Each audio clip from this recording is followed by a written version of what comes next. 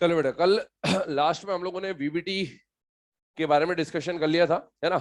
और वीबीटी में सारे केसेस जो थे, जुगाड़ वगैरह बता दिया गया था आपको। आज हम लोग स्टार्ट कर रहे हैं क्रिस्टल फील्ड थ्योरी, सीएफटी।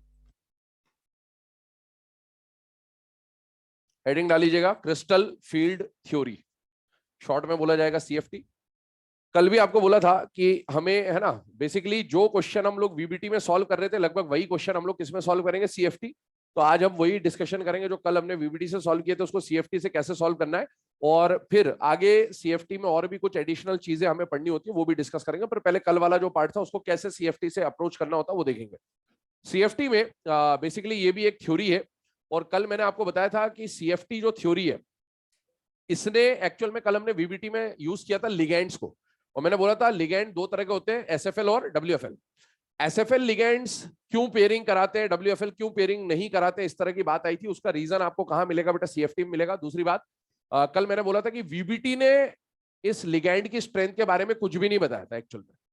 जो हम कल लिगेंड यूज कर रहे थे, चाहे वो वीबीटी मतलब एसएफएल हो या डब्ल्यूएफएल हो, वीबीटी में सिर्फ हमने उसको यूज किया। एक्चुअल में लिगेंड का नाम क्या था, स्ट्रॉन्ग फील्ड या वीक फील्ड। वो किससे रिलेटेड है, क्रिस्टल फील्ड। तो आप, कल हमने जो लिगेंड यूज करे, कौन स्ट्रॉन्ग होता है कौन वीक होता है, वो हमने सिर्फ यूज किया है, क्योंकि उसको यूज करे बिना हम वीबीटी से क्वेश्चन कर नहीं पाते। बट उसकी जानकारी एक्चुअल में कि कौन स्ट्रॉन्ग होता है कौन वीक देता है, वो वीबीटी देता है या सीएफटी देता है, सीएफटी। तो वीबीटी में बहुत सारे ड्रॉबैक्स है, एनसीईआरटी में गिवन है। आप चाहे तो कॉपी में लिख भी लेना, मैं बस ऐसे डिक्टेट कर दे रहा हूं, आप एनसीईआरटी से लिखेंगे, मैं ग्रुप पे पोस्ट कर दूंगा। पहला तो मैंने क्या बताया, लिगेंड की स्ट्रेंथ के बारे में वीबीटी डिस्कस नहीं करता। फिर एनसीईआरटी में और भी जो ड्रॉबैक लिखा है, उसमें क्या लिखा है कि कोऑर्डिनेशन नंबर 4 का जो भी हाइब्रिडाइजेशन वगैरह, तो उसके बारे में वीबीटी जो है अच्छी तरीके से इंफॉर्मेशन नहीं दे पाया था। दूसरा, वीबीटी मैग्नेटिक नेचर को एक्सप्लेन नहीं कर पाता था, कितना अनपेयर्ड है, क्यों है, क्या है, क्यों नहीं है, उसके बारे में वीबीटी एक्सप्लेन नहीं कर पाता था। वो सिर्फ ये बोलता था कि इतना मैग्नेटिक मोमेंट आएगा। मैंने कल बोला था उल्टा सॉल्व होता है, पहले मैग्नेटिक मोमेंट देखा जाता है, उससे डिसाइड होता है कि पहले क्या हुआ होगा। तो क्योंकि उसको, जब वीबीटी को स्ट्रॉन्ग फील्ड और वीक फील्ड के बारे में पता ही नहीं था, तो वो समझा ही नहीं पाया था कि पेयरिंग हुई है कि नहीं हुई है, कि क्यों हुई है कि क्यों नहीं हुई है। बस वो मैग्नेटिक मोमेंट की वैल्यू बता पाता था, पर उसको एक्सप्लेन नहीं कर पाता था। तो ऐसी बहुत सारी चीजें ड्रॉबैक्स में है। जो मैन ड्रॉबैक थे वो मैंने आपको बता दिया, बट एनसीईआरटी में गिवन है, एक बार रीड जरूर करेंगे उनके ड्रॉबैक्स को। अब आते हैं सीएफटी पे। तो सीएफटी में कुछ बातें हैं, कुछ अजम्पशंस हैं। दो पॉइंट हम लोग लिखेंगे मेनली। पहला पॉइंट लिखेगा सीएफटी के बारे में, according to CFT, according to CFT, the interaction between, according to CFT, the interaction between central metal, interaction between central metal and ligand, interaction between central metal and ligand is assumed to be electrostatic, is assumed to be electrostatic.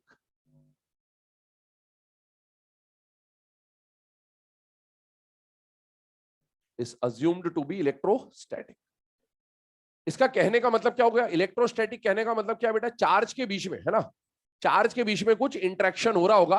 तो अभी तक हम लोग क्या पढ़ रहे थे कि वीबीटी ऐसा बोलता था, या अभी तक इस चैप्टर में जब भी हमने बात करी बेटे, तो हमने कुछ ऐसा बोला कि मेटल और लिगेंड का जो बॉन्ड होता है वो कैसा होता है बेटा, कोऑर्डिनेट बॉन्ड होता है, क्योंकि लोन पेयर देने और लेने से बॉन्ड बन रहा होगा। लेकिन सीएफटी क्या बोलता है कि मेटल और लिगेंड का जो इंटरेक्शन होगा, जो भी बॉन्ड होगा, वो इलेक्ट्रोस्टैटिक होगा। Electrostatic in the sense ionic type का आप अज्यूम कर सकते हैं, चार्ज के बीच में इंटरेक्शन हो रहा होगा। तो बात ये आती है कि सर एग्जाम में अगर पूछा जाए कि मेटल और लिगेंड का बॉन्ड कौन सा है, तो हम क्या मानेंगे, हम सीएफटी के हिसाब से आयनिक या इलेक्ट्रोस्टैटिक मानेंगे, या फिर हम कोऑर्डिनेट मानेंगे। तो आप कोऑर्डिनेट ही मानेंगे, क्योंकि मेटल और लिगेंड का बॉन्ड कोऑर्डिनेट होता है। लेकिन अगर लिख के दे clearly, according to CFT the interaction between metal and ligand, तब आप क्या लिखोगे, इलेक्ट्रोस्टैटिक। ठीक है। दूसरी बात, अगर चार्ज के बीच में इंटरेक्शन होना है, ध्यान सुनेगा, तो मेटल को सपोज पॉजिटिव चार्ज मान लिया, और मेटल के साथ जो लिगेंड है, दो तरह के लिगेंड के बारे में एनसीईआरटी लिख रहा है, एक तो एनायनिक लिगेंड और एक न्यूट्रल लिगेंड। तो मैं दोनों के बारे में ही बात कर रहा हूं। कैटायनिक लिगेंड मैंने बोला था हमें काम आएगा नहीं जनरली, ठीक है। और जब कैटायनिक लिगेंड आता भी है, तो उसके साथ कोई ना कोई न्यूट्रल या एनायनिक लिगेंड आपको मिल ही रहा था। जैसे हम ब्राउन रिंग कॉम्प्लेक्स या सोडियम नाइट्रोप्रोसाइड में बात करें, तो या तो वाटर था या साइनाइड भी था। तो मेनली इन्हीं के बारे में बात हुई। इसको एनसीईआरटी बोलता है, इसको पॉइंट चार्ज माना जाएगा। जो नेगेटिवली चार्ज लिगेंड होते हैं उनको हम लोग क्या अज्यूम करेंगे, पॉइंट चार्ज। और जो न्यूट्रल लिगेंड होगा उसको आप अज्यूम करेंगे पॉइंट डाइपोल। क्या अज्यूम करेंगे, पॉइंट डाइपोल, क्योंकि न्यूट्रल है, इस पे खुद के ऊपर तो चार्ज नहीं होगा। लेकिन क्योंकि ये मॉलिक्यूल जो है ये पोलर भी हो सकता है और नॉन पोलर भी हो सकता है। अगर ये पोलर होगा तो खुद का डाइपोल होगा, परमानेंट डाइपोल, इंड्यूस्ड डाइपोल वाली बात चल रही है। तो अगर ये न्यूट्रल है तो इसमें खुद का चार्ज तो नहीं, बट हो सकता है इसके पास खुद का डाइपोल हो, ये पोलर हो, पोलर होगा तो खुद का डाइपोल, और अगर नहीं है तो किसी और की वजह से डाइपोल इंड्यूस कर लेगा, तो इसको पॉइंट डाइपोल तब भी माना जाएगा। स्टेटमेंट बोल दे रहा हूं, यही जो लिखा है उसी के आगे लिख लीजिएगा। Negatively charge ligands, negatively charged ligands are considered as negatively charged ligands are considered as point charges, are considered as point charges, whereas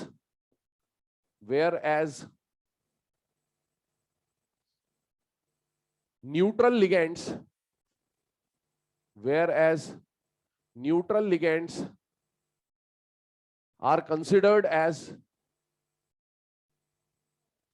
point dipole, whereas neutral dipoles neutral ligands are considered as point dipoles. अगला point लिखो उसके बाद।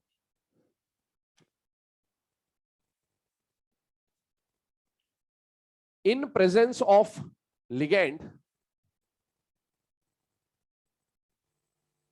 in presence of ligand, all five degenerate d orbitals, all five degenerate d orbitals lose their degeneracy and split into two parts,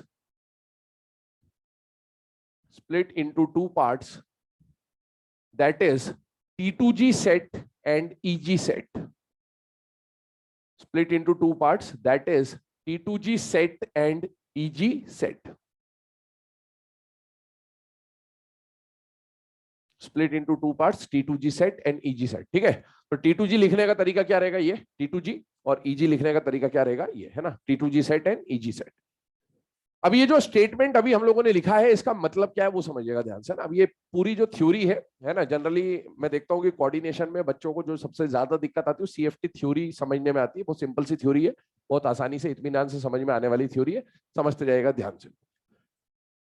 metal अकेला है जब, तो ये metal कौन है, डी ब्लॉक का मेटल है, सपोज अज्यूम करके चल रहे हैं डी ब्लॉक का मेटल है, क्योंकि कॉम्प्लेक्स में हमें मेनली डी ब्लॉक का मेटल मिलेगा। अब डी ब्लॉक का मेटल अगर है तो बेटा मेटल के पास कुछ ना कुछ इलेक्ट्रॉन्स होंगे, ठीक है, चाहे मेटल है चाहे आयन है। जैसे कोबाल्ट +3 आया था बहुत बार, तो कोबाल्ट +3, कोबाल्ट का एटॉमिक नंबर क्या होता है 27, उस पर चार्ज कितना आएगा +1 +2 +3 +4 +5 +6 +7। डी ब्लॉक में इससे ज्यादा चार्ज कहां देखने को मिलेगा आपको। तो क्या कोबाल्ट पे +27 आ सकता है क्या, कभी नहीं आएगा, पॉसिबल नहीं है ना, फिजिबल नहीं है ये चीज। तो जो भी मेटल होगा उसके पास कुछ इलेक्ट्रॉन निकाल दिए या नहीं निकाले तब भी उसके पास अंदर 1s 2s 2p में बहुत सारे इलेक्ट्रॉन होते हैं, और वो इलेक्ट्रॉन मेटल को एक स्फीयर अज्यूम किया जाता है। तो मेटल के पास जो इलेक्ट्रॉन है वो स्फेरिकली सिमेट्रिकल फॉर्म में अरेंज होता है। किस फॉर्म में अरेंज होता है बेटा, स्फेरिकली सिमेट्रिकल, है ना। तो स्फीयर के फॉर्म में सिमेट्रिकल इलेक्ट्रॉन डेंसिटी बढ़ी हुई है, क्यों, क्योंकि बेटा वो जो शेल नंबर है, जैसे फर्स्ट शेल ऐसा बनाया, सेकंड ऐसा बनाया, थर्ड ऐसा बनाया, तो वो electron first shell second shell third shell में मेटल के आसपास ही घूम फिर रहे, इस तरह से फैले हुए, हर जगह फैला हुआ है, चाहे वो ऑन द एक्सिस हो चाहे वो इन बिटवीन द एक्सिस हो, कहीं ना कहीं इलेक्ट्रॉन है, हर जगह है मेटल के आसपास। किस फॉर्म में, स्फीयर के फॉर्म में। अब क्या होगा, जब मेटल अकेला है तो आप एटम की बात कर रहे हैं, और एटम में जो कॉन्सेप्ट लगेंगे वो लगेंगे एटॉमिक स्ट्रक्चर चैप्टर के। किसके कॉन्सेप्ट लगेंगे, एटॉमिक स्ट्रक्चर, क्योंकि अभी बॉन्ड नहीं बना, अभी मेटल अकेला है, कॉम्प्लेक्स नहीं बना अभी। तो एटॉमिक स्ट्रक्चर में आप ऐसा पढ़ते हैं कि मेटल या कोई भी एलिमेंट है, डी के जो डब्बे होते हैं, सपोज ये N-1 डी है जिसमें इलेक्ट्रॉन होता है, कल भी मैंने बोला था, अगर मैं बोलूं कि डी में इलेक्ट्रॉन है तो वो कौन सा डी होता है, N-1 डी होता है। एन डी तो हमेशा खाली पड़ा होता है, बाहर वाला डी खाली होता है हमेशा। तो ये जो डी ऑर्बिटल है, कितने डी ऑर्बिटल होते हैं, 5 एक सबशेल में, और वो 5 डी ऑर्बिटल कौन कौन से होते हैं, DXY YZ ZX X2 Y2 और Z2। क्या जब अकेला एटम होता है तो इन पांचों की एनर्जी सेम मानी जाती है, नहीं मानी जाती, मानी जाती है। इसको क्या बोलते हैं, डीजेनरेट ऑर्बिटल्स। तो यही अभी लिखा है कि जो 5 डीजेनरेट डी ऑर्बिटल्स होते हैं तक डीजनरेट होते हैं जब तक लिगैंड नहीं आता है, लेकिन जैसे ही लिगैंड आया तो इनकी एनर्जी अलग अलग हो जाती है। कैसे हो जाती है वो समझने की बात है, देखें ध्यान से। जैसे ही लिगैंड आएगा तो ये जो 5 डी ऑर्बिटल थे ये 2 हिस्सों में टूट जाते हैं। एक हिस्सा बनता है T2G सेट और एक हिस्सा बनता है EG सेट। कैसे बनेगा उस पर डिस्कस करेंगे, अभी समझिए। एक हिस्सा बना T2G सेट, एक हिस्सा बना EG सेट। T2G सेट किनको बोला जाएगा? DXY YZ ZX का जो कॉम्बो है उसको क्या बोलेंगे? T2G। T2G में कितने कैरेक्टर आ रहे? 3। 3 के सेट को बोला जाएगा T2G और 2 के सेट को बोला जाएगा EG। अब वो 3 कौन से होंगे, वो 2 कौन से होंगे? नाम से ही समझ में आ जाना चाहिए। स्क्वायर स्क्वायर वाले एक जैसे, तो ये 2 का सेट बनेगा।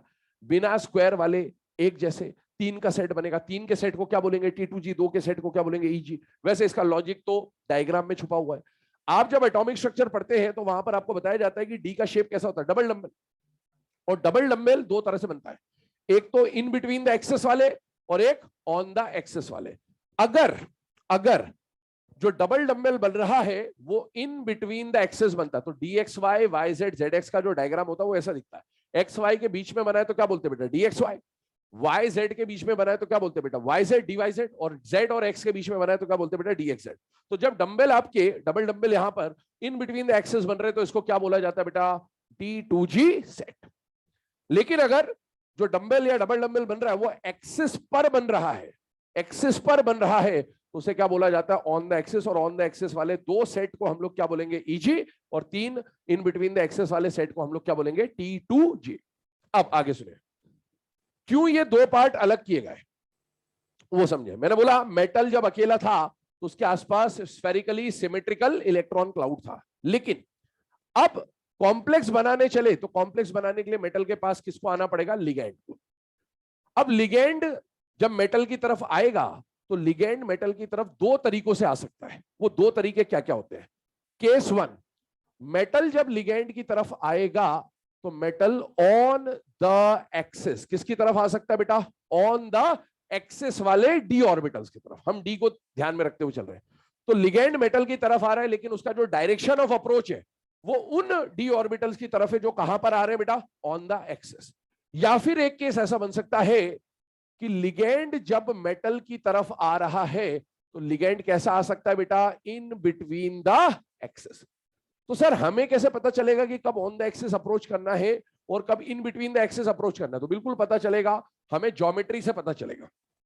अगर कोऑर्डिनेशन नंबर 2 आया तो कल हमने बात करी थी कि कोऑर्डिनेशन नंबर 2 का ज्योमेट्री क्या बनता है? लीनियर।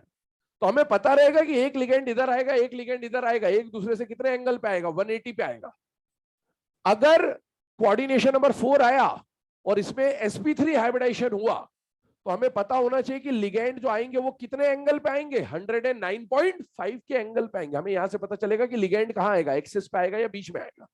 अगर ऑक्टाहेड्रल कॉम्प्लेक्स बना तो जो एडजेसेंट लिगेंड होते हैं वो 90 90 90 पे होते हैं और ऑपोजिट देखो तो 180 पे होते हैं। तो हमें यहां से पता चलेगा कि लिगेंड कैसे आएगा। खैर वो अभी थोड़ी देर के बाद देखते हैं, अभी आपको बस कंडीशन बताई।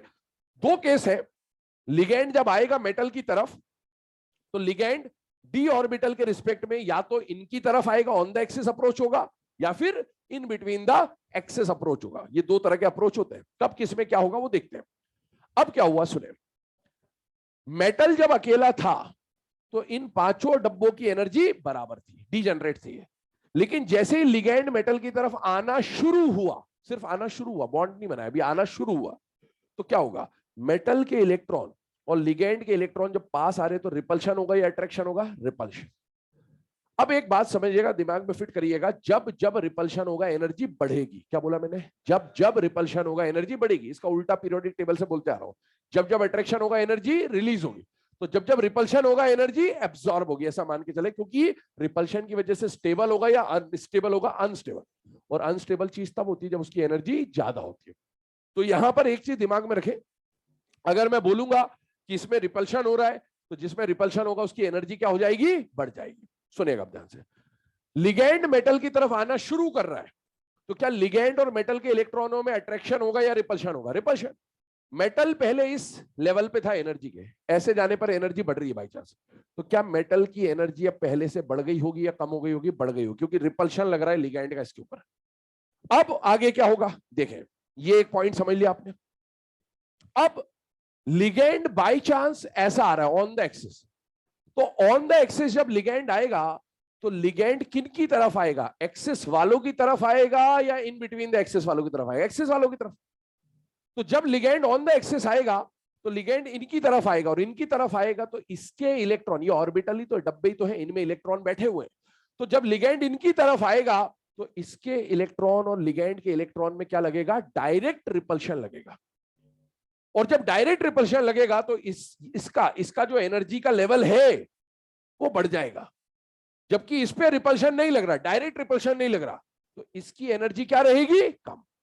और इसीलिए दो हिस्से बनेंगे, ज्यादा रिपल्शन वाले और कम रिपल्शन वाले। ज्यादा रिपल्शन वाले एक्सेस वाले होंगे तो इनकी एनर्जी का सेट एक जैसा, और जिन पे रिपल्शन नहीं लग रहा उनकी एनर्जी का सेट एक जैसा। अब आप एक और केस समझे, जब ऑन द एक्सिस आएगा तो क्या कहानी बन रही, देखिए ऑन द एक्सिस वाले डी ऑर्बिटल कौन से? ईजी। तो ईजी वाले एनर्जी में ज्यादा और T2G वाले एनर्जी में कम, ये कंडीशन बनेगी। क्यों? क्योंकि लिगैंड ऑन द एक्सिस आ रहा है, ऑन द एक्सिस वाले कौन से डी ऑर्बिटल है? ईजी वाले, और उस पर डायरेक्ट रिपल्शन लगेगा, जिस पर डायरेक्ट रिपल्शन लगेगा उनकी एनर्जी ज्यादा, जिस पर रिपल्शन नहीं लग रहा उसकी एनर्जी कम। लेकिन बाय चांस लिगैंड कैसा आ गया? In between the axis. तो लिगैंड किसकी तरफ आ रहा है? नीचे वालों की तरफ या ऊपर वालों की तरफ? ऊपर वालों की तरफ। तो उसके इलेक्ट्रॉन और लिगैंड के इलेक्ट्रॉन में डायरेक्ट रिपल्शन लगेगा, और जिस पे डायरेक्ट रिपल्शन लगेगा उसकी एनर्जी क्या हो जाएगी? बढ़ जाएगी। तो बताइए इस बार ज्यादा एनर्जी ईजी की या T2G की? T2G। तो इस वाले केस में T2G की एनर्जी ज्यादा और ईजी की एनर्जी कम, ऐसे दो केस बनेंगे। तो सर ये वाला केस कब बनेगा और ये वाला केस कब बनेगा? तो हमें हमारे सिलेबस में दो ज्योमेट्रीज पढ़नी है, एक ऑक्टाहेड्रल और एक टेट्राहेड्रल। ये वाला केस बनेगा जब ज्योमेट्री ऑक्टाहेड्रल होती है, और ये वाला केस बनेगा जब ज्योमेट्री टेट्राहेड्रल होती है। तो सर ऑक्टाहेड्रल और टेट्राहेड्रल में ये कैसे हो रहा होगा, जरा वो देख ले। तो देखें, बिल्कुल आराम से समझे इसको। सबसे पहले इन पांचों डी ऑर्बिटल को 3D में इमेजिन करिए आप, समझना ध्यान से। ये एक्सिस कौन सी है? एक्स। ये एक्सिस कौन सी है? वाई। और ये एक्सिस कौन सी है? जेड। है ना, ये फफूंद है, एक बार में समझ में आ गया ढंग से, तो याद नहीं करना इसको, सीधी सीधी सी बात है, बस रिपल्शन ही देखना है कहां आ रहा है कहां नहीं आ रहा है, और वो ज्योमेट्री समझ में आ गई तो आपको सब कुछ समझ में आ जाएगा। एक्स, वाई और जेड, इसको बनाइए पहले। ये क्या dx स्क्वायर वाई स्क्वायर है या माइनस वाई स्क्वायर है? एक्स स्क्वायर वाई स्क्वायर है, माइनस नहीं है, ये फिर से बोल रहा हूं, कोई कुछ भी बोलता हो, जिंदगी में माइनस नहीं इसके, है ना। ये dx स्क्वायर वाई स्क्वायर है, ध्यान रखिएगा, माइनस नहीं है ये। कोई माइनस बोले हो गया खेल तुम्हारा। ठीक, इधर देखें, ये x है, ये y है, ये z है। एक्स वाई को बनाइए, एक्स स्क्वायर वाई स्क्वायर को बनाइए, कैसे बनेगा? ये प्लेन है, ये y और ये x, ये x और ये y, ये x पे बना, ये y पे बना, ऐसा प्लेन पे बनाइए। इमेजिन करते जाना सारी चीजें। अब आप जेड स्क्वायर को देखिए, जेड कहां से? आपसे मेरी तरफ जो एक्सिस आ रही है, ये एक डंबल, ये दूसरा डंबल और ये रिंग है, ये क्या बन रहा है? D Z square. अब जरा ये एक्स स्क्वायर और वाई स्क्वायर और जेड स्क्वायर को जब आपने बनाया, सिर्फ इसको 3D में इमेजिन करिए। एक इधर बना है लोब ऐसा, एक इधर बना है लोब ऐसा, एक ऐसा बना है, एक ऐसा बना है, एक ऐसा बना है और एक ऐसा बना है। इस डायग्राम को इमेजिन करो, क्या ये ऑक्टाहेड्रल दिख रहा है आपको? ये ऑक्टाहेड्रल है। ऑक्टाहेड्रल में ligand 90 degree 90 degree 90 degree 90 degree 90 degree 90 degree पे तो आता था बेटा, यही तो है। तो जब आप ऑक्टाहेड्रल कॉम्प्लेक्स बनाओगे तो इसका डायग्राम ही ऐसा होता है कि उस डायग्राम में इन दोनों का इन्वॉल्वमेंट होगा। या फिर आप याद करिए कि जब ऑक्टाहेड्रल हाइब्रिडाइजेशन होता है तो कौन सा हाइब्रिडाइजेशन होता है? sp3d2 या d2sp3। इसमें जो दो डी आते काम में वो यही तो आते बेटा। और जब ये काम में आएंगे मतलब लिगैंड इन्हीं की तरफ तो आएगा, और इन्हीं की तरफ आएगा तो इन्हीं पे तो रिपल्शन लगेगा, और इन्हीं पे रिपल्शन लगेगा तो इसी का तो एनर्जी बढ़ जाएगा। तो ईजी का एनर्जी क्या हो जाएगा? ज्यादा। कब? ऑक्टाहेड्रल में। या फिर कब? जब लिगैंड कैसा आएगा? On the axis. सारी बात एक ही है। अब आप देखिए ये जो बचे हुए तीन इनको इमेजिन करिएगा जरा। यहां पर एक्स स्क्वायर बनाया था, यहां पर वाई स्क्वायर बनाया था, यहां पर जेड स्क्वायर बनाया था, ये बना हुआ है, उसको इमेजिन करिए। अबे कहाँ चाय के बर्तन गिरा रहा है। हाँ सही है, ठीक। चलो इधर ध्यान दो, है ना। अब इसमें क्या है, जब dxy वाई बना रहे हैं तो ये एक्स एक्सिस है और ये वाई एक्सिस है, ये वाला प्लेन। और इसमें dxy वाई कैसा बनेगा, एक्सिस पे नहीं बनेगा, बीच में बनेगा 45 डिग्री पे, ऐसा बनेगा बीच में, ये ऐसा। ये क्या बन रहा है, dxy एक्सिस पे नहीं बना, एक्सिस के बीच में बना। ऐसे ही डी वाई जेड इमेजिन करिए, वाई कहां है ऊपर, जेड कहां है आपकी तरफ, कौन सा प्लेन आ रहा है, ये वाला प्लेन।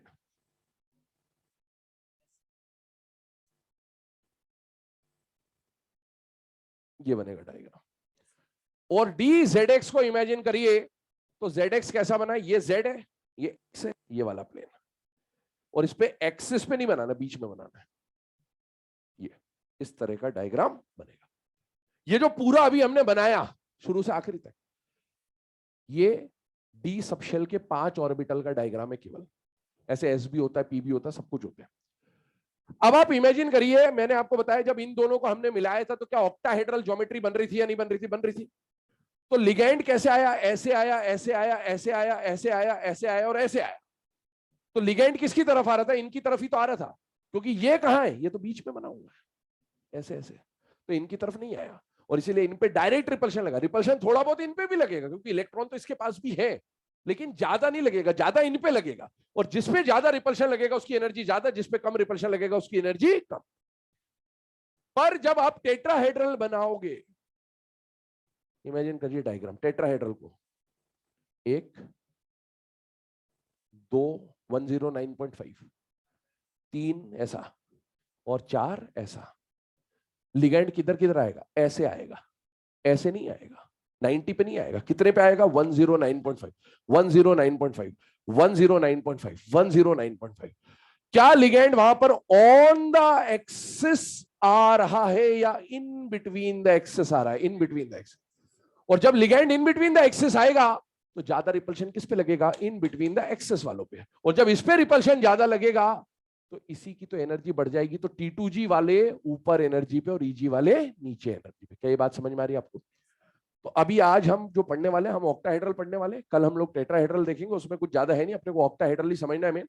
लेकिन आई होप ये समझ में आ रहा होगा कि कब EG ऊपर जा रहा है, कब T2G नीचे जा रहा है। सारा खेल किसके ऊपर है, लिगैंड के आने पर डिपेंड करेगा। ठीक है, तो उसी के बेसिस पे हम बात कर रहे होंगे।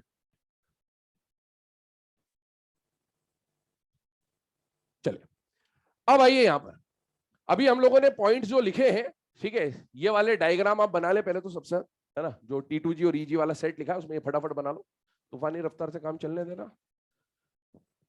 तो टाइम पे फ्री हो जाओगे।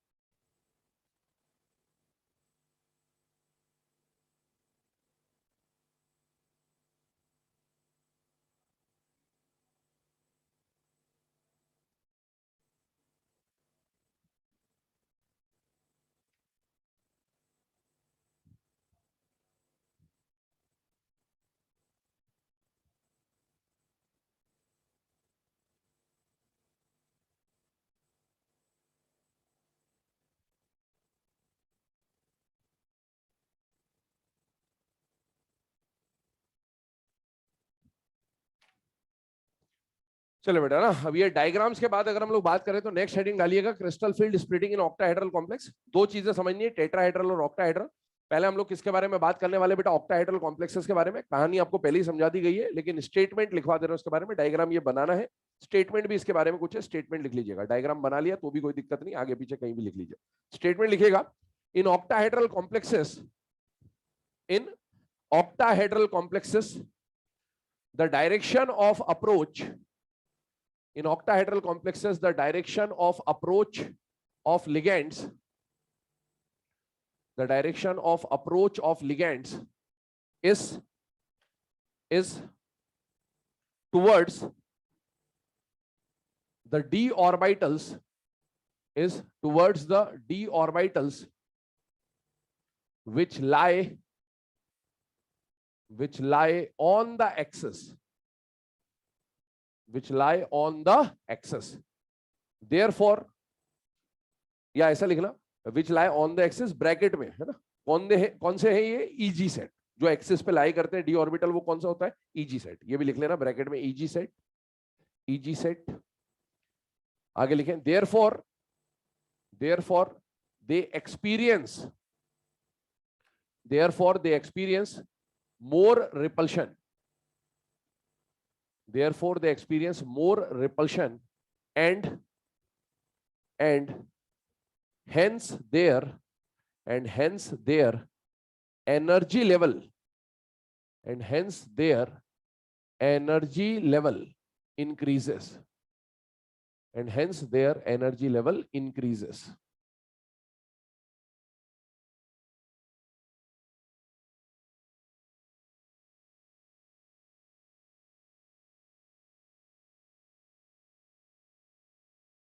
डायग्राम बना हुआ आपके सामने, डायग्राम बना ले फटाफट, फिर डिस्कस करते हैं उसको भी।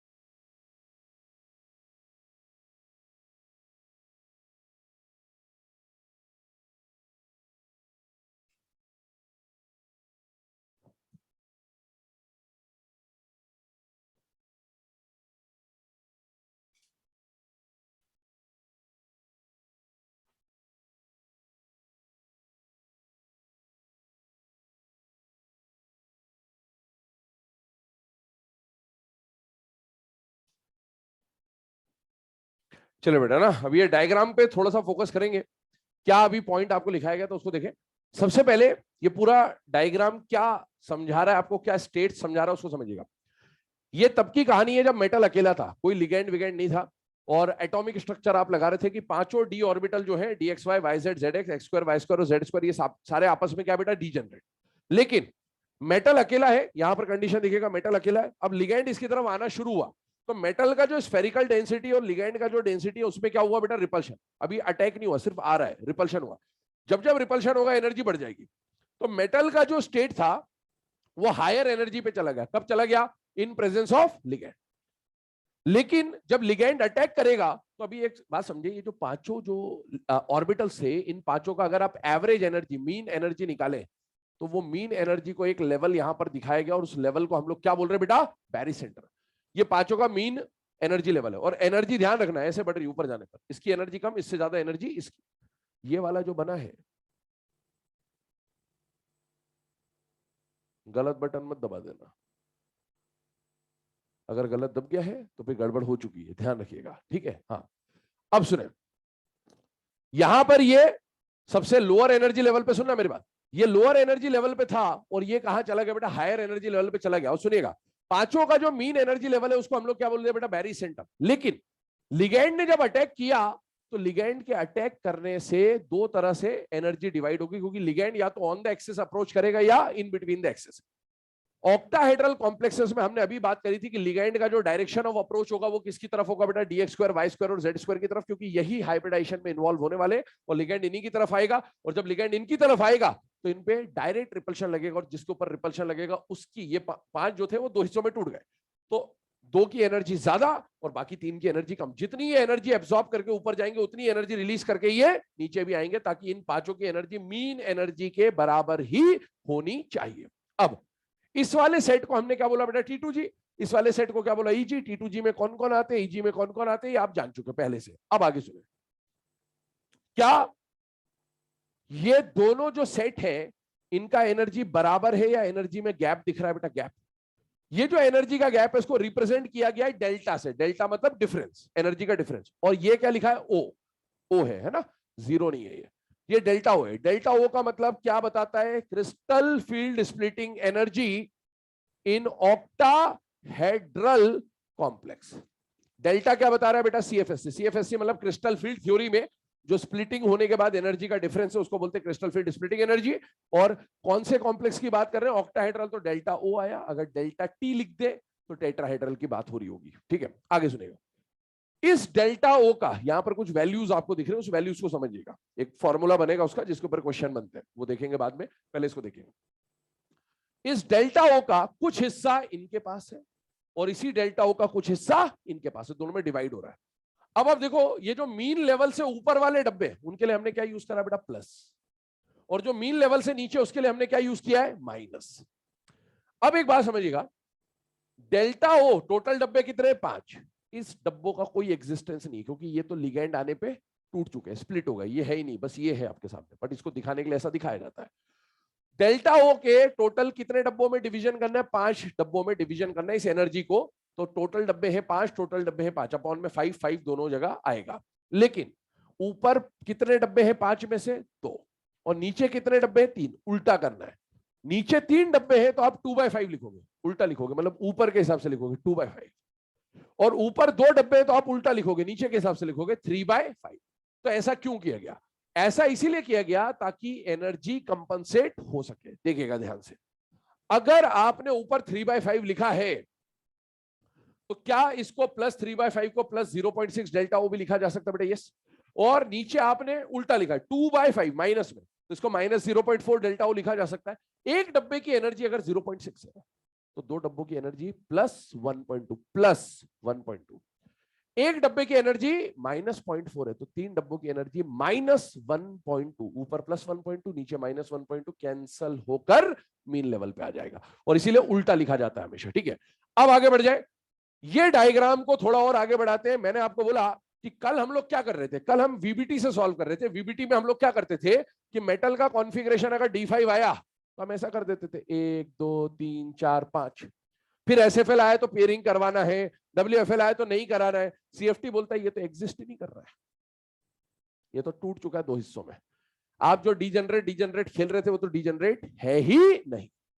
अब आपको इलेक्ट्रॉन फिल करना है इनमें, T2G और EG में, और वो कैसे फिल करना है वही ये थ्योरी है पूरी कि किस तरह से अपने को एग्जाम में क्वेश्चन को अप्रोच करना होगा। खैर कुछ और बातें इससे पहले मैं कर दे रहा हूं यहां पर, ताकि हम लोग आगे बढ़े तो आपको बातें क्लियर रहे, समझ में आ जाए इजीली। सिंपल सा टॉपिक है, देखते जाएगा। अब यहां पर क्योंकि हम ऑक्टाहेड्रल कॉम्प्लेक्सेस की बात कर रहे हैं, तो ऑक्टाहेड्रल कॉम्प्लेक्स में दो तरह के हाइब्रिडाइजेशन होते हैं। कौन कौन से हाइब्रिडाइजेशन होते हैं? sp3d2 और d2sp3। इसमें sp3 का कोई रोल नहीं, आपको समझ में आना चाहिए क्योंकि ये तो हर जगह कॉमन है, खेल है डी का। ये दोनों डी बाहर वाले हैं और ये दोनों डी अंदर वाले, इसको बोलते हैं इनर ऑर्बिटल कॉम्प्लेक्स, उसको क्या बोलते हैं? Outer orbital complex. चेक करते जाएगा। ये दोनों डी जो पार्टिसिपेट करेंगे, क्या ये dx² y² और dz² होंगे या नहीं होंगे? बेटा होंगे। और यहां पर भी जो दोनों डी है वही तो है, dx² y² और dz²। बस फर्क इतना है कि ये दोनों अंदर वाले होंगे। मान लो अगर 3D मेटल है तो ये 3D वाले और ये 4D वाले हैं, यही है। और ये वाला जो सेट होता है, क्या इसको EG सेट बोलते हैं या नहीं बोलते? बेटा बोलते हैं। इसको भी क्या बोलेंगे बेटा? EG सेट बोलेंगे। तो जब आपको ऑक्टाहेड्रल कॉम्प्लेक्स बनाना है तो जो डी आप इस्तेमाल करोगे वो EG वाला डी होना चाहिए। कौन सा डी होना चाहिए? EG वाला। T2G काम नहीं आएगा हाइब्रिडेशन में। हाइब्रिडेशन में केवल कौन काम आएगा? EG। और अगर हाइब्रिडेशन में इन्वॉल्व होना है तो डब्बा भरा होना चाहिए या खाली होना चाहिए? खाली। अगर खाली होगा तभी तो कल एस भी तो खाली कराया था हाइब्रिडेशन के। तो अगर आपके अंदर वाले दोनों डी खाली है EG वाले, तो क्या ये हाइब्रिडेशन में पार्टिसिपेट कर जाएंगे? यस। और अगर ये खाली हुए और पार्टिसिपेट कर गए तो हाइब्रिडेशन कौन सा बनेगा? अंदर वाला D2sp3। बाय चांस ये भर गए तो आपको हाइब्रिडेशन में तो वही डी इस्तेमाल करने हैं। तो इस बार अंदर वाले तो EG भर गए तो क्या आपको बाहर वाला EG इस्तेमाल करना पड़ेगा? यस। और अब आपका हाइब्रिडेशन क्या बनेगा? sp3d2। क्या इस हाइब्रिडेशन में T2G का कोई काम है क्या? नहीं। वो T2G चाहे भरा हो चाहे खाली हो, आपको फर्क नहीं पड़ना चाहिए, क्योंकि इस हाइब्रिडेशन में केवल EG वाले डी ऑर्बिटल ही पार्टिसिपेट करते हैं। T2G का यहां कोई मतलब नहीं, चाहे वो खाली हो चाहे वो भरा हो, उसकी चाहे पेयरिंग हो रखी हो चाहे पेयरिंग ना हो रखी हो, इट विल नॉट मैटर। ये बात समझिएगा। अब आइए इधर। कल हम लोगों ने बात करा था कि लिगेंड दो तरह के होते हैं, SFL और WFL। और मैंने बोला ये VBT का ड्रॉबैक भी था कि वो बता नहीं पाता था कि क्यों SFL पेयरिंग कराता है और WFL उसने इस तरह की कोई बात की भी नहीं थी। तो SFL क्यों पेयरिंग कराता और WFL क्यों पेयरिंग नहीं कराता? तो उससे पहले हेडिंग डालिएगा D⁻X सिस्टम। X मतलब इलेक्ट्रॉनिक कॉन्फ़िगरेशन की बात कर रहा हूं, उसमें लिखिएगा एक line, the electronic configuration of central metal, the electronic configuration of central metal depends on two types of energies. Depends on two types of energies. ये दो एनर्जी लिखी हुई है, डेल्टा ओ CFSC और P मतलब पेयरिंग एनर्जी। दोनों लिख ले as it is.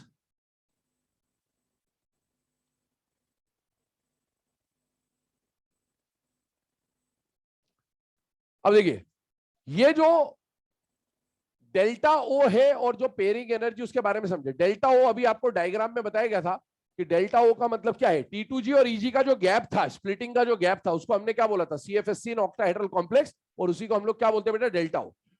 Pairing energy क्या है? कल हमने क्या करा था, जब 5 डब्बे थे तो 1 2 3 4 5 5 भरते थे, फिर SFL आता था तो एक को उठा के जबरदस्ती पेयर करवा रहे थे हम लोग। उस पेयरिंग करवाने में कुछ एनर्जी लग रही होगी, उस एनर्जी को क्या बोला जाता है? Pairing energy. अब ध्यान सुनना, इसी में से अगर मैं बात करूं तो CFSC जो है ये वेरिएबल एनर्जी होती है, चेंज होता है, और पेयरिंग एनर्जी सेम मेटल के लिए हमेशा सेम होता है। तो आपको पेयरिंग एनर्जी और CFSC में से क्वेश्चन पूछता है कि SFL में पेयरिंग एनर्जी और CFSC में से कौन ज्यादा और कौन कम है, और WFL में CFSC और पेयरिंग एनर्जी में कौन ज्यादा और कौन कम है। उस तक पहुंचेंगे, ध्यान दीजिएगा। अब आते हैं क्यों SFL में, ध्यान सुनना भी, क्यों SFL में पेयरिंग होती है, क्यों WFL में पेयरिंग नहीं होती, उसका कारण समझेंगे थोड़ी देर में। इस डायग्राम को जरा ध्यान से देखना। जब आप ये डायग्राम बनाएंगे, सुनना मेरी बात, जब ये डायग्राम बनाएंगे, गलत बटन मत दबा देना, इसमें गैप ज्यादा रखना है। क्या रखना है? ज्यादा बने यहां पर एक जैसा, क्योंकि स्पेस नहीं है इसलिए मेरे को ऐसा बनाना पड़ रहा है। और यहां पर गैप क्या रखेंगे? कम। स्ट्रॉन्ग फील्ड लिगेंड को स्ट्रॉन्ग लिगेंड इसीलिए बोला जाता है क्योंकि ये जो लिगेंड्स होते हैं इनमें स्प्लिटिंग का अमाउंट क्या देखा जाता है? ज्यादा। और अगर स्प्लिटिंग ज्यादा हुई तो स्प्लिटिंग का मतलब क्या होता है? T2G और EG का गैप ज्यादा होगा। और स्ट्रॉन्ग लिगेंड यही काम करवाते हैं, वो T2G और EG का गैप क्या रखते हैं? ज्यादा। और T2G और EG का गैप ज्यादा मतलब इन बीच का जो डिफरेंस होता है उसी को तो हम लोग क्या बोलते हैं? डेल्टा ओ। तो अगर स्प्लिटिंग ज्यादा है तो डेल्टा ओ भी क्या होगा? ज्यादा। जबकि WFL को वीक लिगेंड इसीलिए बोला जाता है, जो लिगेंड कम स्प्लिटिंग कराते हैं उनको बोला गया है वीक फील्ड लिगेंड। और अगर ये वीक फील्ड लिगेंड है तो तुम्हें T2G और EG का गैप, स्प्लिटिंग तो होगी लेकिन कम होगी, तो T2G और EG का गैप क्या होगा? कम। तो यहां पर आपको गैप ज्यादा रखना है और यहां पर आपको गैप कम रखना है। अब सुनिए, अब क्वेश्चन बनता है कि डेल्टा ओ और पी में से किसका एनर्जी ज्यादा, किसका एनर्जी कम। तो आप पी से डिसाइड नहीं करेंगे क्योंकि पी मैंने बोला सेम मेटल के लिए क्या होता है बेटा? कांस्टेंट। पर delta O is a variable energy, उससे डिसाइड होगा। क्या एसएफएल के लिए डेल्टा ओ ज्यादा है या कम है बेटा? ज्यादा। और WFL के लिए डेल्टा ओ क्या है? कम। तो आप यहीं से देखेंगे डेल्टा ओ ज्यादा मतलब डेल्टा ओ ज्यादा कर दीजिए, और यहां पर डेल्टा ओ कम मतलब डेल्टा ओ कम कर दीजिए।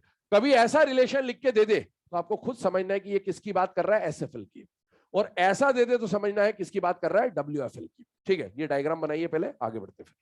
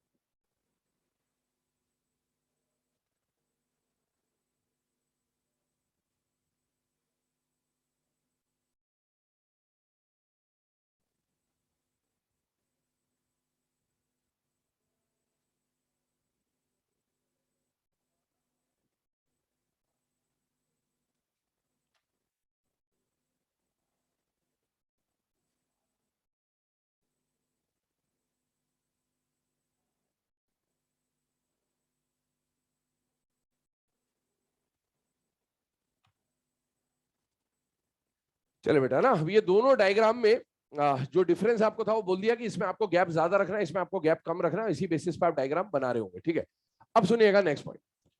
अब इलेक्ट्रॉन की फिलिंग कैसे हो रही है और किस तरह से हो रही है और क्यों एसएफएल में पेयरिंग होती थी, क्यों WFL में पेयरिंग नहीं होती, तो उसके ऊपर बात करेंगे। बट पहले जो बोल रहा हूं उसको समझिएगा ध्यान से। अब आपके पास जब आप एक कॉम्प्लेक्स लेके चलेंगे तो कॉम्प्लेक्स में क्या होगा? कॉम्प्लेक्स में एक मेटल होगा और मेटल के साथ कुछ लिगेंड्स होंगे। आपने देखा कि कोऑर्डिनेशन नंबर कितना आ गया? 6। मैंने आज ही आपको बोला आते से ही कोऑर्डिनेशन नंबर 6 के लिए VBT भी लगा सकते हो, CFT भी लगा सकते हो। हम प्रीफर क्या करेंगे? CFT प्रीफर करेंगे कोऑर्डिनेशन नंबर 6 के लिए। कल भी बोला था, ये पॉइंट लिखवाया भी था, क्योंकि ये टाइम बचाएगा। कैसे बचाएगा अभी देखते प्रैक्टिस के बाद। यहां पर जो मेटल होगा, इस मेटल का कुछ ना कुछ ऑक्सीडेशन स्टेट होगा और इस मेटल का कुछ ना कुछ इलेक्ट्रॉनिक कॉन्फ़िगरेशन निकलेगा। जैसे कल कोबाल्ट +3 हमने पढ़ा था 2-3 बार, तो इसका कॉन्फ़िगरेशन क्या आ रहा था? D6। तो ये D⁻X क्या बता रहा है? ये बता रहा है कि D में कितने इलेक्ट्रॉन है। D के पावर में मेटल के पास या तो 1 इलेक्ट्रॉन होगा या 2 होगा या 3 होगा या 4 होगा, या कितने इलेक्ट्रॉन आ सकते हैं? 10। ये मेटल की कॉन्फ़िगरेशन है, D1 से लेकर D10 कुछ भी हो सकती है। और जो लिगेंड होगा वो 2 तरह का लिगेंड होता है, या तो SFL आएगा या WFL आएगा। तो SFL में क्या कहानी बनेगी और WFL में क्या कहानी बनेगी वो हमको समझते जाना है। एक एक केस को डिटेल में डिस्कस कर रहा हूं, चेक करते जाएगा। ये बना लिया सब लोगों ने? अबे जल्दी बनाओ ना, क्या कर स्पेस का में 2 लाइनें खींची हुई है, ध्यान से। अरे वो नहीं हो सकता, वो फोकस नहीं, हट जाता है ना उससे।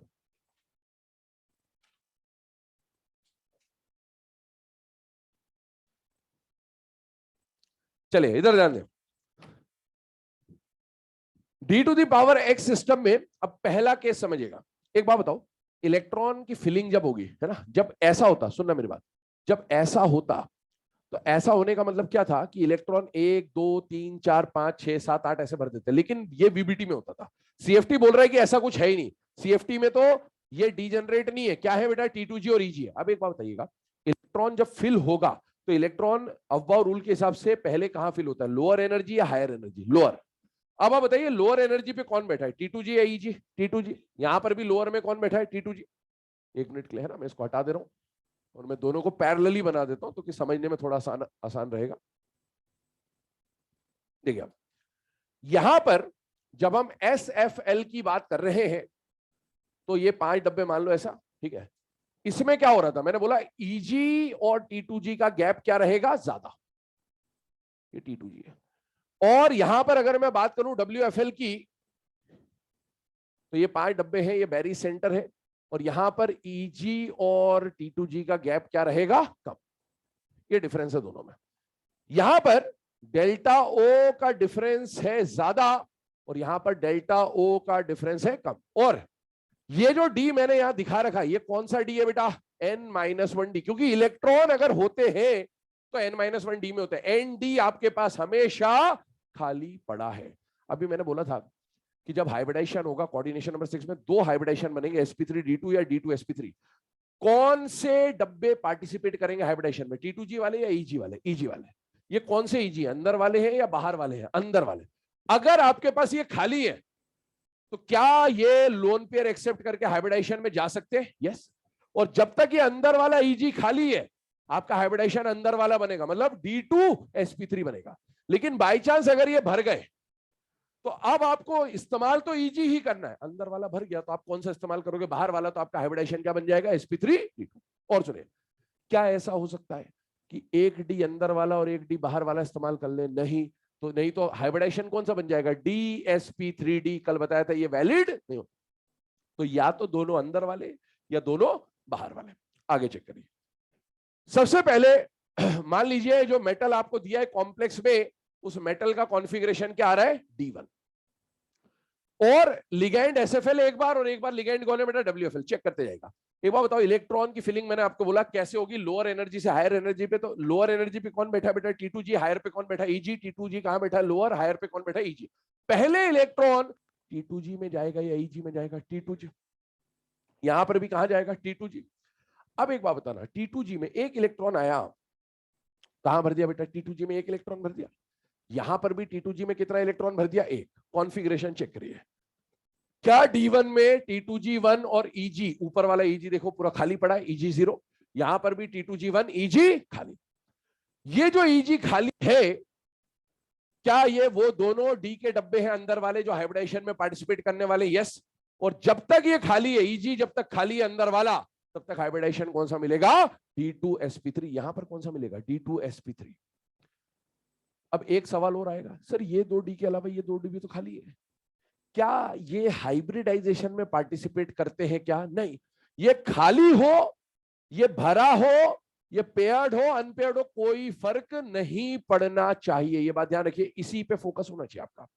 तो ये दोनों खाली है, अंदर वाला हाइब्रिडेशन D2sp3, ये खाली है, अंदर वाला हाइब्रिडेशन D2sp3। मतलब D1 के साथ चाहे SFL आए चाहे WFL आए, कौन सा हाइब्रिडेशन होगा, अंदर वाला। अंदर वाला मतलब D2sp3। आगे सुनिए, क्या इसके पास कोई अनपेड इलेक्ट्रॉन है या नहीं है बेटा, है। तो ये पैरा होगा या डाया होगा, पैरा। ये बताइए पैरा होगा या डाया होगा, पैरा। अगर पैरा मैग्नेटिक है तो कितने अनपेड इलेक्ट्रॉन है, 1। कितना अनपेड इलेक्ट्रॉन है, 1। स्पिन मैग्नेटिक मोमेंट बताइए 1 point something, spin magnetic moment बताइए 1 पॉइंट समथिंग। क्या दोनों पैरा मैग्नेटिक है या नहीं है, वहां लिखा हुआ है ऊपर देखें, D1 D2 D3 के साइड में ऑल पैरा मैग्नेटिक।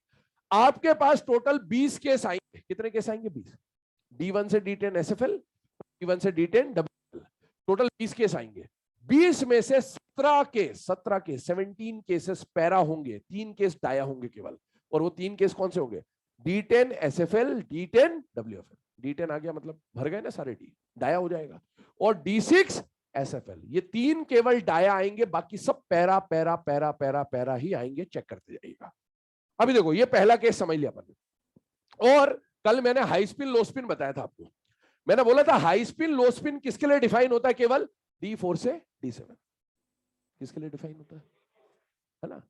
तो D4 से D7 में हाई स्पिन लो स्पिन क्यों डिफाइन होगा वो अभी आपको पता चलेगा, क्योंकि D4 से D7 में SFL की कहानी अलग होती है, WFL की कहानी अलग होती है।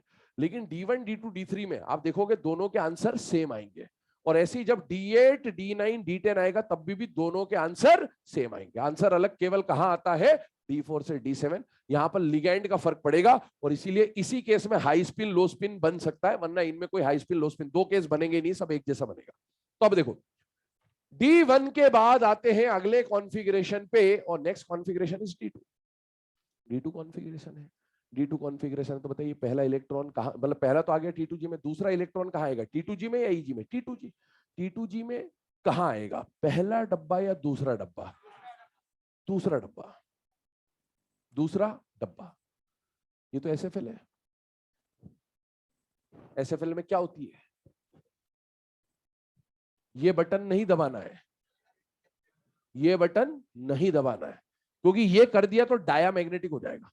मैंने अभी बोला आपको थोड़ी देर पहले, हाइब्रिडाइजेशन में इसको पार्टिसिपेट करना है या इसको, ये भरा हो खाली हो पेयर्ड हो अनपेयर्ड हो आपको फर्क नहीं पड़ेगा। और वैसे भी hunts rule of maximum multiplicity बोलता है ये तीनों की एनर्जी बराबर है, तो पहले सिंगल फिलिंग होगी फिर पेयरिंग होगी। वैसे यहां भी बराबर एनर्जी है, पहले सिंगल फिलिंग होगी फिर पेयरिंग होगी। अब आप बताइए अगर ये D2 SFL, वहां डायग्राम में देखते जाइएगा, D2 SFL, T2G में कितने इलेक्ट्रॉन आ रहे हैं, 2, EG कितना आ रहा है, 0, देखते जाइए। D2 SFL में T2G 2 EG 0 आ रहा है। अब आप बताओ क्या ये अंदर वाला दोनों D खाली है या नहीं बेटा, है। तो हाइब्रिडाइजेशन बोलिए क्या आएगा, D2 sp3, पैरा या डाया, पैरा, कितने अनपेयर्ड है, 2, spin magnetic moment 2 point something. यहां ये D2 WFL आया बेटा, पहला इलेक्ट्रॉन आपने यहां भर दिया, दूसरा इलेक्ट्रॉन आएगा तो कहां जाएगा, T2G या EG, T2G। पहला डब्बा या दूसरा डब्बा, दूसरा डब्बा। क्या दोनों के डायग्राम बिल्कुल सेम चल रहे हैं अभी, yes. T2G2 EG0, T2G2 EG0, दो unpaired D2 sp3 D2 sp3 2 point something 2 point something, answer same चल रहे हैं, दोनों पैरामैग्नेटिक अभी है ना, 17 केस पैरामैग्नेटिक आएंगे। अभी आप देखें D3 आया, D3 आया, बताइए तीसरा इलेक्ट्रॉन T2G या EG, T2G, पहला दूसरा या तीसरा, तीसरा।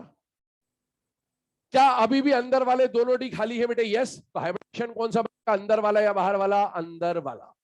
और पैरा या डाया, पैरा, कितने अनपेयर्ड है, 3, spin magnetic moment 3 point something.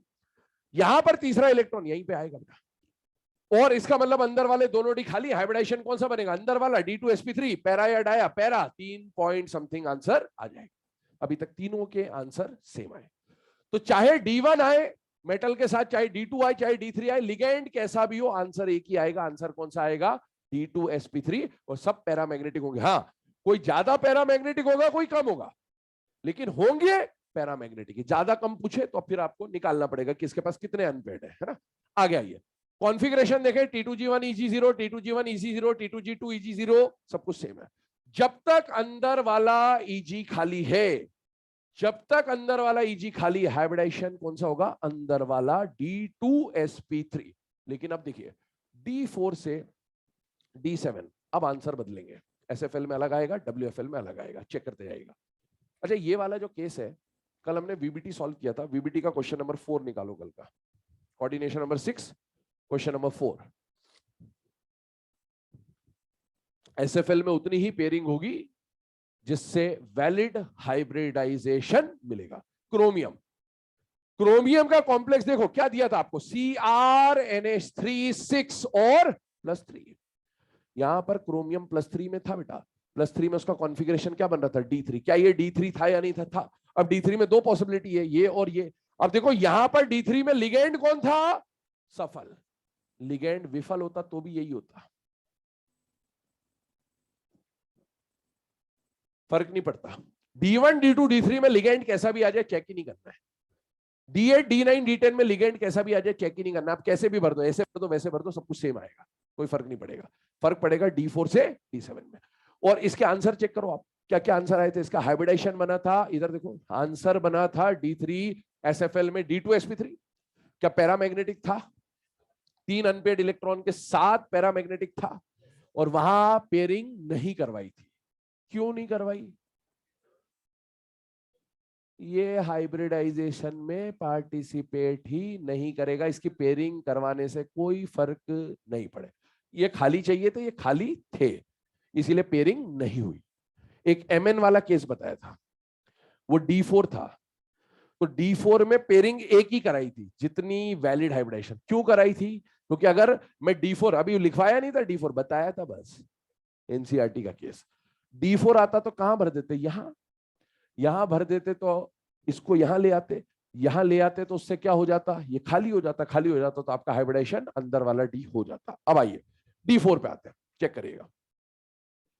D4 पे आते हैं, चेक करिएगा। अब हाइब्रिडाइजेशन बदलेंगे दोनों के, चेक करते जाएगा। चौथा इलेक्ट्रॉन आया, किसमें आया बेटा? SFL में।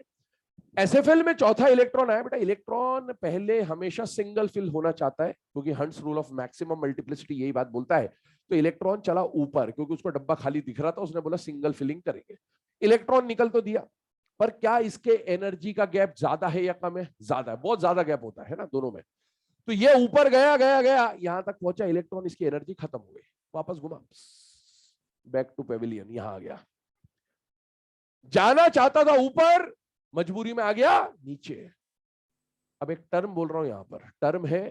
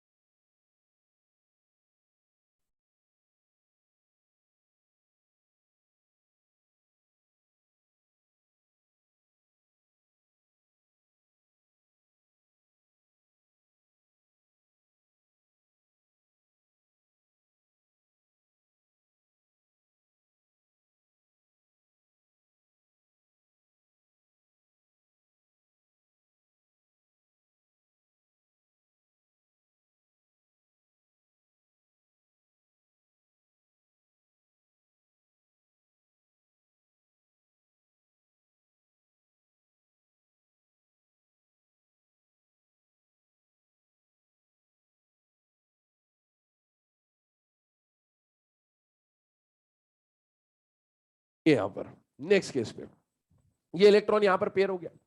अब आप बताओ, क्या अंदर वाला डी खाली है या नहीं है बेटा? है। जब तक अंदर वाला डी खाली है, हाइब्रिडाइजेशन कौन सा होगा?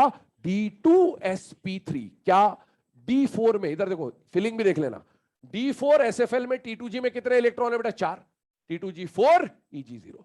जब तक अंदर वाला EG खाली है, तब तक हाइब्रिडाइजेशन अंदर वाला होगा D2sp3। तो आप देखो D4 में SFL आया तो D2sp3, और ये पैरामैग्नेटिक है। कितने अनपेड है बेटा? 2, 2 point something spin magnetic moment इसका आ जाएगा। आगे देखिए, यहां पर आइए, D4WFL। ये इलेक्ट्रॉन जो फोर्थ वाला था WFL में चला इधर ऊपर जाने के लिए, जैसे वहां ऊपर जाने के लिए चला, यहां भी चला। क्या आसानी से ऊपर पहुंच जाएगा? यस। और आसानी से ऊपर पहुंच गया तो यहां फिल हो जाएगा, और यहां फिल हो गया तो बताइए, क्या अब अंदर वाले दोनों डी, ये वाले है ना, अंदर वाले डी बोलो मतलब इन्हीं की बात है, क्या ये दोनों डी खाली है या नहीं है? नहीं है। ऐसा नहीं कर सकते कि एक अंदर वाला और एक बाहर वाला डी इस्तेमाल कर लो, ये नहीं हो सकता हाइब्रिडाइजेशन में। या तो दोनों अंदर या दोनों बाहर। क्या ये दोनों अंदर वाले अब यूज हो पाएंगे? नहीं। और नहीं हो पाएंगे तो मुझे हाइब्रिडाइजेशन में कौन से डी यूज करने पड़ेंगे? बाहर वाले। और बाहर वाले इस्तेमाल करूंगा तो हाइब्रिडाइजेशन कौन सा बनेगा? D4 में अगर WFL आ गया तो बाहर वाला डी इस्तेमाल करना पड़ेगा, हाइब्रिडाइजेशन हो जाएगा sp3d2। कल एक केस और पढ़ा था हमने, एक अनपेयर्ड को जरूरत पड़ने पर आगे भेज सकते हैं, पर वो सफल में होगा, विफल में वो नहीं होगा, इसलिए यहीं रहेगा, कहीं नहीं जाएगा। बात समझ में आनी चाहिए इतनी, ठीक है? अब आइए, ये भी पैरा था, ये भी पैरा था। इसमें कितने पैरा थे? 4। इसमें कितने पैरा थे? 2। तो आंसर भी अलग आ रहे हैं, पैरा पैरा दोनों है, लेकिन कोई ज्यादा है कोई कम है। वो D2sp3 है या sp3d2 है? आगे बढ़ते हैं, D5 पे आइए। D5 चेक करिएगा, पांचवा इलेक्ट्रॉन फिर चला ऊपर जाने के लिए, एनर्जी खत्म, मजबूरी में नीचे, मजबूरी में नीचे। हाँ, बस जो भी है समझ गए। इधर आइए, ये हो गया। अब ये हो गया तो क्या अंदर वाला डी खाली है या नहीं है? तो हाइब्रिडाइजेशन कौन सा बन रहा है? D2sp3। और क्या ये पैरामैग्नेटिक है या नहीं है? अभी तक सब पैरामैग्नेटिक ही चल रहे हैं अभी तक, ठीक है। और कितना अनपेड है? एक 1 पॉइंट समथिंग। यहां पर जो पांचवा इलेक्ट्रॉन आएगा बेटे, नीचे या ऊपर? ऊपर के लिए चला, आसानी से पहुंच जाएगा। पहला डब्बा या दूसरा? दूसरा। सिंगल फिलिंग होगी पहले।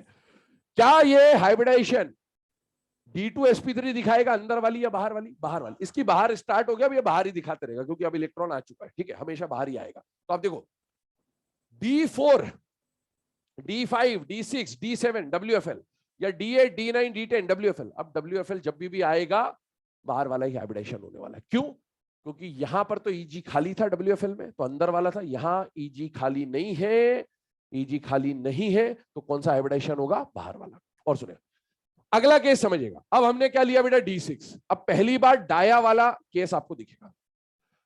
D6 लिया आपने और SFL लिया। बेटा छठा इलेक्ट्रॉन कहां जाना चाहता? ऊपर। नीचे आ गया मजबूरी में, एनर्जी खत्म, ये नीचे आया। क्या ये वाला केस डाया है या पैरा है? बेटा डाया।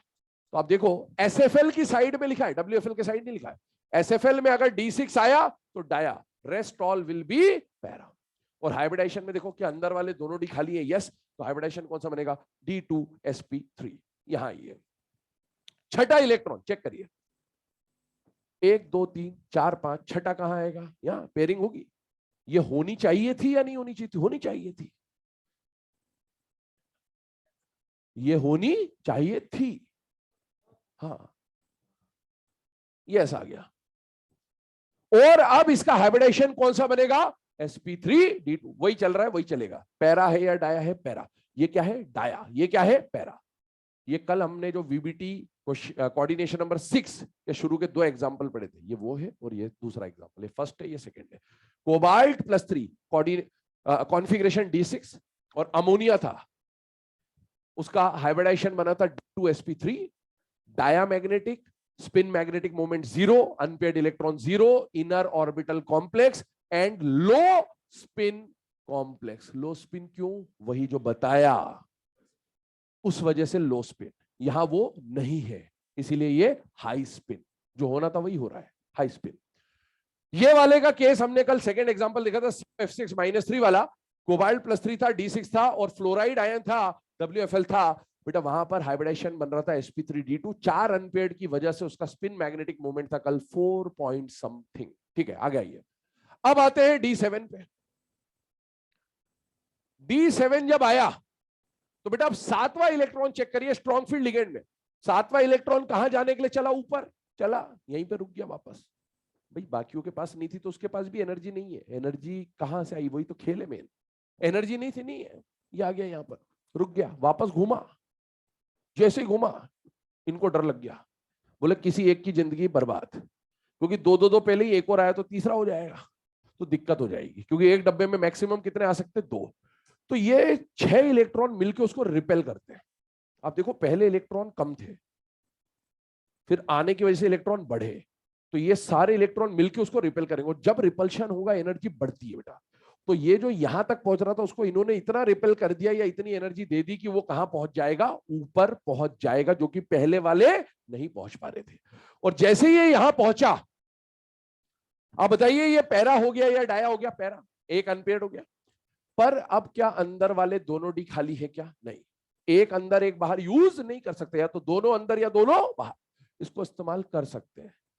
SFL की प्रेजेंस में एक अनपेयर्ड इलेक्ट्रॉन आगे चला जाएगा, गया। अब जब ये गया तो क्या अंदर वाले दोनों डी खाली हो जाएंगे? यस। और अंदर वाले दोनों डी खाली हो गए तो D7 में भी हाइब्रिडाइजेशन कौन सा मिलेगा? D2sp3। लेकिन कब मिलेगा? SFL में। और इसी के बारे में हम वो एक्सेप्शन लिखेंगे कि इन प्रेजेंस, SFL की साइड ही लिख रहा हूं, in presence of SFL 1 unpaired electron can be shifted. ये कल भी पढ़ा था हमने, ये खास बात है, ध्यान रखिएगा। अब आइए यहां पर इसकी कॉन्फ़िगरेशन देखिए। अभी इसको यहीं रख रहे, जब हाइब्रिडाइजेशन होगा तो आगे भिज जाएगा, अपने आप चले जाएगा, ऐसा मान के चले। D7 SFL T2G में कितने इलेक्ट्रॉन दिख रहे हैं बेटा? 6। EG में कितना इलेक्ट्रॉन दिख रहा है? 1। तो आप देखिए T2G6 EG1। अब वहां आइए WFL में। WFL में 7वां इलेक्ट्रॉन सोचिए कहां आएगा? 1 2 3 4 5 6, 7वां भी तो नीचे ही आएगा, ये आ गया। तो आप देखो वहां पर WFL में D7, T2G में कितने इलेक्ट्रॉन है 5, और EG में कितने इलेक्ट्रॉन है 2, T2G 5, EG 2। क्या इसका EG खाली है या भर चुका है? भर चुका है। भर चुका मतलब एक भी इलेक्ट्रॉन आ गया, भर चुका ही मानेंगे। तो इसमें बाहर वाला हाइब्रिडेशन चल रहा है। ये पैरा है या डाया है? पैरा है। कितने अनपेड इलेक्ट्रॉन है बेटा? 3, 3 पॉइंट समथिंग। इसके पास कितने अनपेड है? 1, 1 पॉइंट समथिंग। आंसर भी अलग अलग है। अब ये D7 तक की कहानी है, यहां तक की कहानी है। अब क्या होगा? वापस से D8, D9, D10 में आंसर्स क्या हो जाएंगे? सेम हो जाएंगे। चेक करते चलिएगा। D8 आया और D8 आया, 8th इलेक्ट्रॉन आ रहा है, पहुंचा यहां तक, वापस घूमा, डर गए, रिपेल किया, ऊपर गए। ऊपर कहां जाएगा? पहला डब्बा या दूसरा डब्बा? दूसरा। सिंगल फिलिंग होगी पहले। क्या मैं 2 इलेक्ट्रॉनों को आगे भेज सकता हूं? क्या नहीं, एक को भेज सकता था, इसको हम नहीं भेज पाऊंगा। इसका मतलब अब अंदर वाले डी अवेलेबल नहीं है, तो मुझे कौन सा हाइब्रिडेशन करवाना पड़ेगा? बाहर वाला। तो आप देखो D8 आते ही SFL भी हो तो भी आपको बाहर वाला ही डी इस्तेमाल करना पड़ेगा। अब बाहर वाला एक बार शुरू हो गया वही चलेगा। ये आ गया। यहां पर 8वां इलेक्ट्रॉन सोचिए कहां आएगा? 6ठा 7वां ही आया था, तो 8वां इलेक्ट्रॉन ही आएगा। डायग्राम देखो, T2G6, T2G6, EG2, EG2, T2G6। अब T2G भर चुका है बेटा दोनों का, तो अगले इलेक्ट्रॉन EG में ही आएंगे। और अगले इलेक्ट्रॉन जब EG में आएंगे तो कैसा आएगा बेटा? 9th इलेक्ट्रॉन यहां, तो 9th इलेक्ट्रॉन यहां। Paramagnetic, paramagnetic sp3d2, sp3d2, 1 unpaired, 1 unpaired, same answer आ रहा है। और जब 10th इलेक्ट्रॉन आएगा यहां और यहां, sp3d2, sp3d2, डाया, डाया। ये आंसर है इसका। तो ये सारी फिलिंग कैसे होती है वो आपको बता दिया। अल्टीमेटली अब इस पे क्वेश्चन कब आएंगे, कैसे सॉल्व करना है, तो आप इसको पहले छाप लो, ये जो चीजें लिखी हुई हैं, फिर हम लोग क्वेश्चन स्टार्ट करते हैं इसके।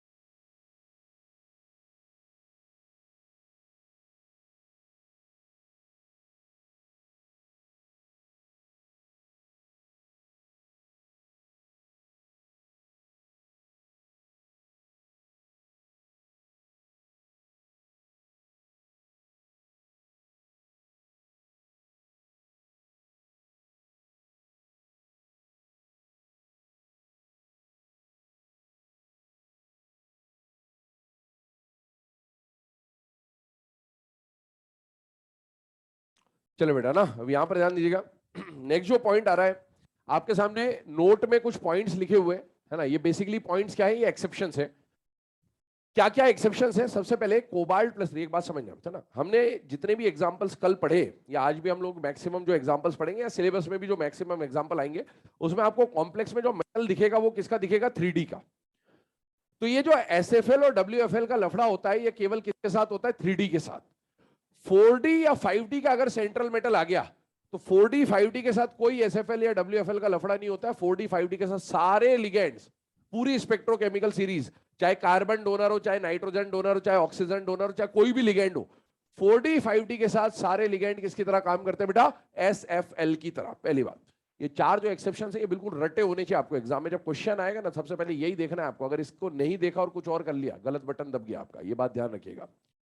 ये चारों रटे हुए होने चाहिए। हर क्वेश्चन को सॉल्व करने के पहले आप पहले ये चार चीजें देखेंगे, क्योंकि टॉपिक में हाइब्रिडाइजेशन निकालना आ जाएगा आपको।